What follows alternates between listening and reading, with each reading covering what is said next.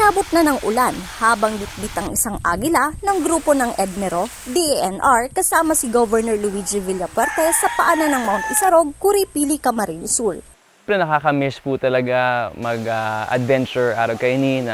Umuulan na mga tugang. Halos isang oras silang naglakad patungo sa itaas ng bundok. Pinangalanan ang agila bilang Louie na natagpuan sa loob ng San Jose National High School sa bayan ng Pili. Ipinagbigay alam ito sa opisina ng EDMERO hanggang na-turn over sa Environment Office ng probinsya. Nag-come up kami na i-turn over sa DNR para kasi sindaman talagang may jurisdiction dyan sa mga arog kaya na igdisa sa tuyang probinsya. Pigdara may direkta duman sa Penro para kustodiya duman. Pinangaran ko po ang Serpent Eagle ng Louie after my grandfather El Arvita, saman po talagang original na agila. Game, Ilang Louie! sandali pa, pinalipad na si Louie sa bundok na natural habitat ng mga katulad ng ibon. Bata pa at maayos ang kalusugan nito kaya makabubuti ayon sa DENR na makagalaw ng malaya.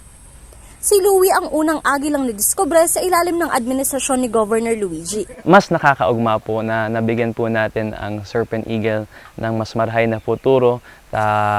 Release po natin dito sa Isarog Natural Park. Isa ang Philippine Serpent Eagle sa mga naitalang endangered species sa Pilipinas. Marge Sarico, CSN.